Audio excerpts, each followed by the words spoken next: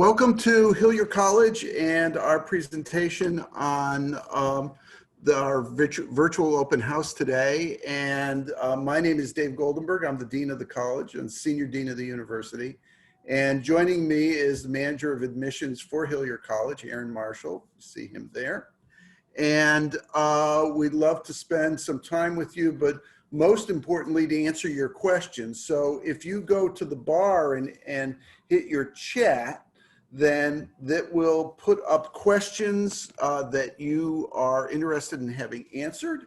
And Aaron and I will be more than happy to do so. As you saw from your earlier session, Hillyer is one of the 7 schools of the University of Hartford.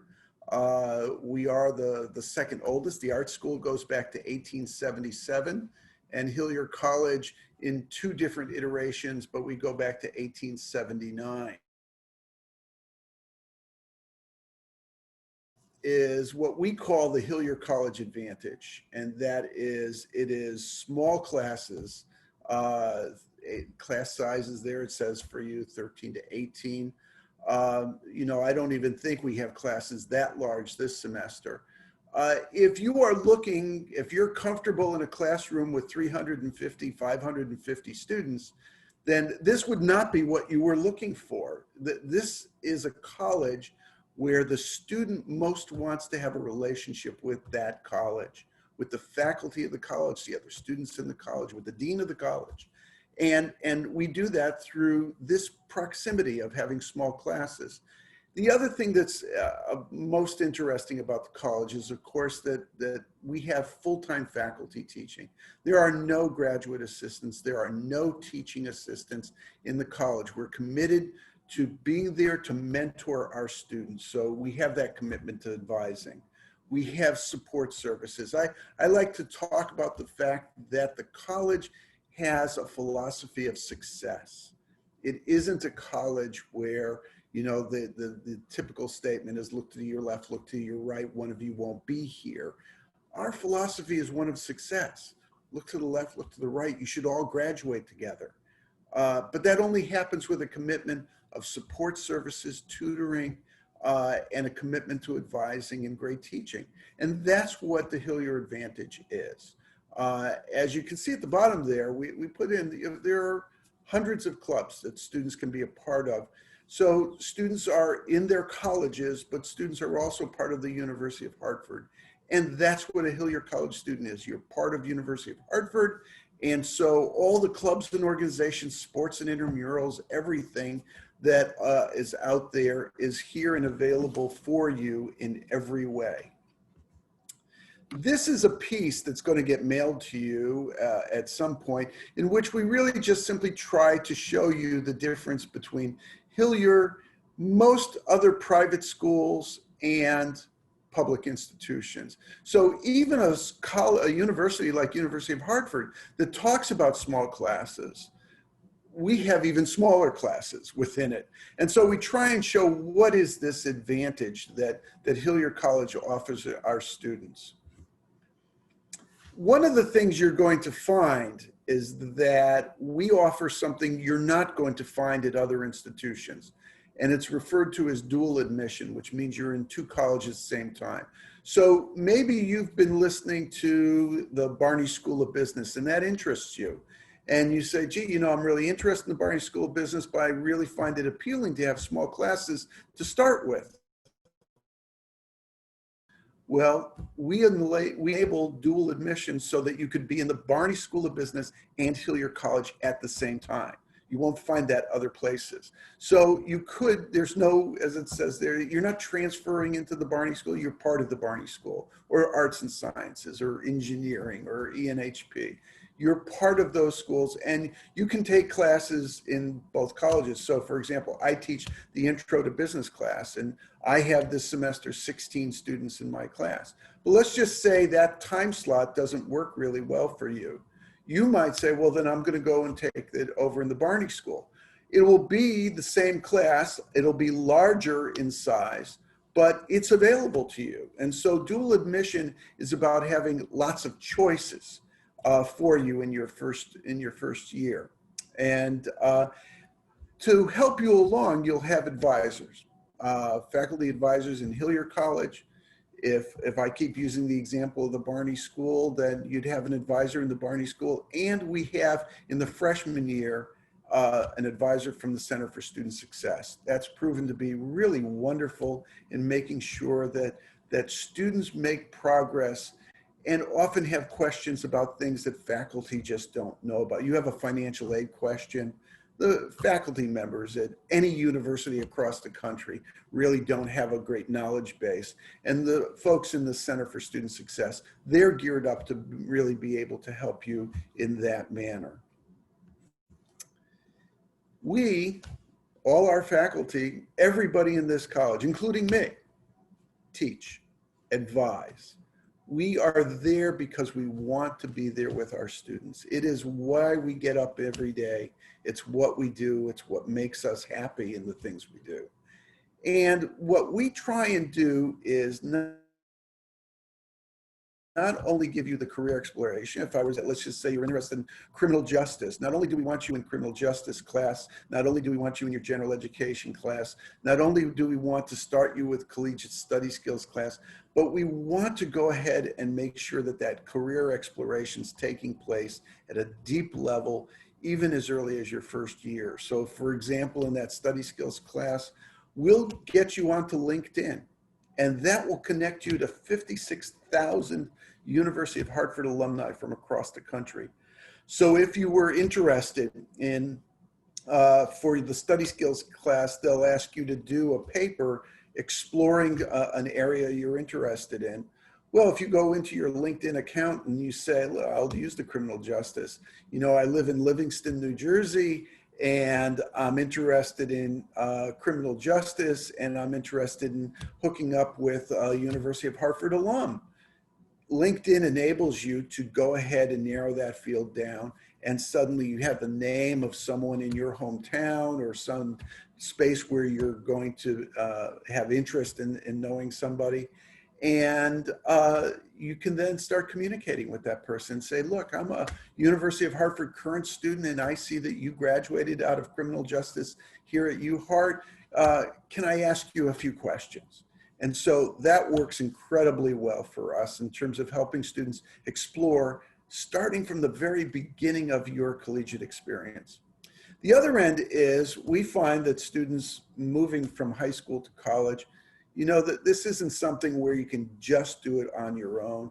We try and make sure that we have available study centers for you that focus on where we think you're going to need assistance.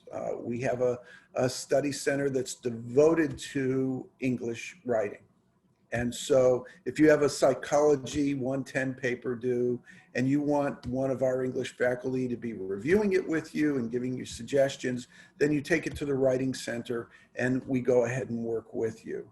If you've got math homework problems and you want someone to work through, we go there. If you go ahead, you're taking an art history class and you really are struggling with it, well, you know, then we come to the tutoring center and we'll get you a tutor who's usually a junior or senior who got A's in art history, and the faculty in art history have recommended that person as a good tutor. And so we would go ahead and arrange for a tutor for you in that art history course. The bottom line that's real interesting is that all of these resources, these tutoring experiences and such, are all free of charge. There's no charge for you. So we expect, back to my notion of a philosophy of success, we want you to be successful. We think these centers make a difference, and the students who access them find that it works really much in their favor. One other thing we do during the summer is a one-week experience. We ask students to pick either math or writing, and we enable students to come to campus for 1 week, intensive study in either math and writing. All the students will be doing study skills, but it gives you a chance to, in these two groups of 20 each, it gives you a chance to meet 19 other students who are going to be starting in the fall, meet some of the faculty. In other words, if in July you wind up meeting students, meeting faculty, then when you start the university in August, it doesn't seem so strange to you. It's not like going away and asking. The number one question that students going off freshman year ask is, will I feel all alone? Will I be isolated? And the answer is, participating in the summer bridge program is something that really alleviates that. All our evaluations show that. And the most interesting thing, it costs about $1,000 a week for something like this, but the alumni of the college have put up the money for all 40 students. And so it really is a wonderful thing. We have a very loyal alumni that stand behind you. The other thing is our students are out and about and doing things. In the upper left, you see our honors program, which is a picture from Hawaii. We have a program at the University of Hawaii. The upper right is a picture of a Grammy Award-winning violinist from South Korea who was visiting with our students. Down in the lower right, we take students out on the Connecticut. We actually teach a course called the Connecticut River, and it gives students a chance to be out on the river, learning about the river, not just reading about it. So I said some students are in the dual admission, some students choose not to and say, I'm undecided and I want to explore first.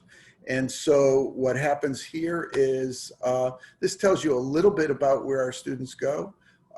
Half our students go into the College of Arts and Sciences and then into business and education. I imagine you're moving quickly through this because I'm taking too much time. This is an example. We do internships with our students. We have a wonderful internship program, and we utilize Hillyer alumni in many ways to give you a chance to do an internship. Aaron, are there questions? Not at the moment. So at this moment, we don't have any questions yet. Okay, so was this moving ahead on its own, or is it me? Is it you? No, it's moving ahead on its own. Oh, it was. Okay, Yeah. So let me go back then. Just to say that the alumni that I was speaking of are really rather remarkable in so many ways. We have the senior founding partner of Whites in Luxembourg, and we have Grammy Award winners, and we have Emmy Award winners. We have in every field you can imagine, we have alumni who are dedicated to working with you. I threw in this photo because people are going to ask the question, well, what are classes like this semester? And I put this up here because I want to be just very forthright with everyone. All my classes in this college across the whole university, we require students to wear masks in class. It's one of the reasons why there are only 12 active cases of the COVID-19 at the University of Hartford right now.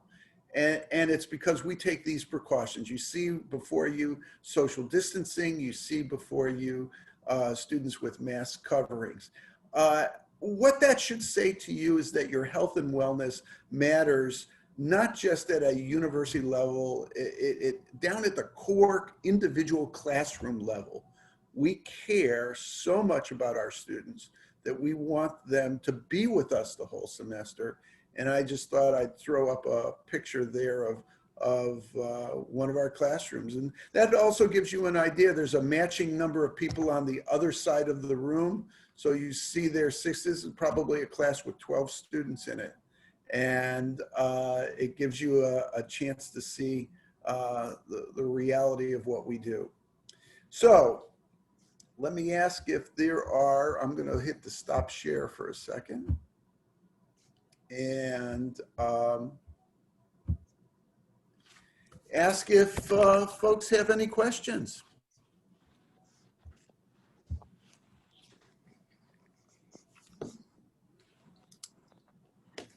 Aaron, did we get any questions in advance from people? Yes, we did, David. So one of the questions, one of the questions that one of the students wanted to know, and they wanted to have a little bit more in depth about, the remote classes, the online classes, and the in-person classes? You know, what are the differences in those classes? Okay, so we have some students, not a great deal. You know, I think it's about 20 students this semester who said that they wanted to continue at Hillyer College at the University of Hartford, but they wanted to stay home and they didn't want to find themselves in a position on a college campus this fall.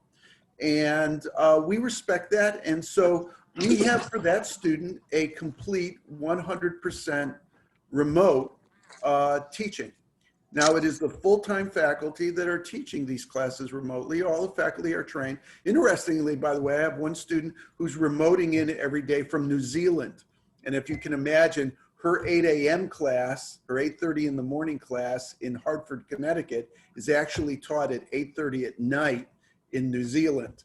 And so we work with our students in terms of that. So number one is the 100% remote students. We honor that, we do that, but it isn't what we most like to do because we like our students in front of us. And so as you saw in that class that I had just put a picture up of, that's a face-to-face class. We continue, the vast majority of what we're doing is face-to-face classes.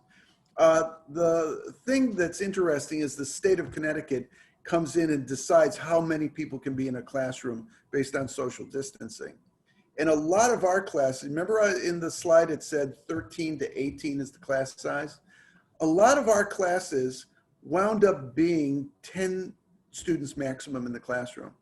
So what I did is I reduced our class size down to 10 this semester in many of those rooms that will only allow 10. So you might have an English composition class that is face-to-face, 100%, but there's only 10 students in the classroom that day. Now, there are some students, remember I said there's 12 students across the university who are active in terms of the COVID-19, and they are in isolation. And so they have to remote in. So it might be that I'm teaching a class with 16 students, but I've got one student that is remoting in and the other 15 are in front of me. And that's what's called a hybrid model. And so the whole point is students should never fall behind. We work with them no matter what the circumstances so that they're staying up on their studies. Aaron, does that answer that question? Oh, you're on mute, Aaron. Yes, that answered that question. Okay, good. So another student wanted to know about changing majors. Okay. You know, if they were to change their major, you know. So let's just say you were dual admit into Barney and Hillyer, marketing and Hillyer, but you take a psychology class and you go, and this really happens. Student goes, this is the greatest thing I've ever been through. I want to study psychology. Then first of all, we just take away the dual admission. You're not going to take any more Barney courses, unless you want to. And we start going with psychology courses. And when it comes time to transfer, we have some students who will transfer at the end of 1 year, some students who will transfer at the end of the second year, but it isn't really transferring. It's simply a change of major form. And so there's no red tape inside the college. What we want is seamless movement of students from Hillyer into whatever their interest is. So not only are you taking classes in those those other colleges and departments, but when you say, I'm ready to be a psychology major, then all we do is fill out a change of major form and send it over to the psych department, and it says, expect this student to be joining you. So it's really very, very simple. Now, the only thing I should say about transfer, so we are absolutely clear, the art school, a student must be able to do a portfolio. And the Heart School, a student must do an audition. And that becomes paramount for both of those. The other thing about transfer is certain majors have minimum GPA requirements. So for example, physical therapy is a very demanding field that there's lots of people that want to be in it. and they'll only have 1 or 2 openings per year. And so the student has to have a 3.5 grade point average, an A for every B. And when the student does that, student is able to go into physical therapy. Student wants respiratory therapy, then they need a 3.0. If they want to be in education, the state of Connecticut says you must have a 3.0. Does that help? Yes. So another student wanted a little bit more information about the honors program. Oh, wonderful. Yes. Well, so there's 2 levels of honors. One is the courses themselves. And we go ahead, we have our faculty who are these wonderful experts in different fields going ahead, and they'll teach the honors classes based on what their field is. So I have a faculty member who's a marine biologist, but he studies disasters. And so, in fact, he's just written the definitive book on Ebola. And so he might teach a course called Disasters in the honors program. Students love it. And that would be an honors course that counts as a science course. And then you need a 3.0, a B average, in order to be taking honors courses. If you get 3 honors courses, then you graduate with honors distinction. If you have a 3.15 grade point average after your first year, you get invited to participate in the program at the University of Hawaii during the winter of your sophomore year. And that's a 2.5-week experience, 1 3-credit class that goes as part of that. And we'll take anywhere from 17 to 20 students to University of Hawaii, where they'll take a class titled The Art and Culture of Polynesia. It's 9 faculty from University of Hawaii and 2 faculty from Hillyer College. And it's an amazing experience. So another student wanted to know a little bit about the opportunities for internships while being in Hillyer. Well, the first thing is we have more internships than we have students requesting them. So whatever is on your mind, we're able to help you with. Oftentimes, we try and focus on alumni of the college. So I had a student who was interested in sports management, marketing. And so we have a Hillyer alum who's at Madison Square Garden in the marketing department. And so we arranged for an internship with that student going there. Other times we have students who are interested in psychiatric, so a student wants to be a psych major, but psychiatric health, and wanted to work down at NYU in their hospital setting. And we were able to arrange that. We have students, in terms of every aspect of business, education, criminal justice, all of the fields certainly available. The only thing we request is that before a student goes out on an internship, we're putting together a 1-credit course that I would call the protocols of internship, which means you know that you need to be there on time, that you know how you dress for the kind of internship you have. You saw a photo of Jacob Lamoureux, who is doing an internship in an e-commerce firm, and they're very liberal in how people should come into work, and that's fine. But it'd be different if you were working down at Lazard with one of our alums, which is one of the premier Wall Street firms, and it would be expected shirt and tie jacket, and the rest. You don't wear sneakers in. So we try and cover that with students, as well as giving them a chance to get together and also talk with students who have been on internships about how to get the most out of the internship. Great. And so another student wanted to know about opportunities to be in clubs and join sports and fraternities and sororities while in Hillyer. Yeah, well, our students are in every club you can imagine. In fact, I remember when one of my students was interested in water polo, and she went ahead and got something like 12 other students interested in water polo, and actually started a club water polo team. So the University of Hartford whether it's intramurals, or whether it's student government, whether it's the ski club, whatever, you're able to participate in everything and anything at the University of Hartford because you're a University of Hartford student. So, and you're there. The great thing about the clubs and organizations is you're there as a UHeart student with every other, nobody knows what each other's majoring in. It's about the club, the ski club. All they care about is, how well of a skier are you? And, or it's that water polo club. All they want to know is, are you able to score in water polo? So, how students live their lives on campus are as University of Hartford students, and how they live their lives in their classrooms are as their colleges. Great. So I only had one other student. They wanted to know that if while in Hillyer, they would graduate within 4 years, and if so, is there opportunity to graduate early, like to complete? Oh, your great question. 3 years? In fact, that picture of Jacob Lamoureux, the student who was interning at Madison Logic, he actually graduated early. He graduated in 3 years.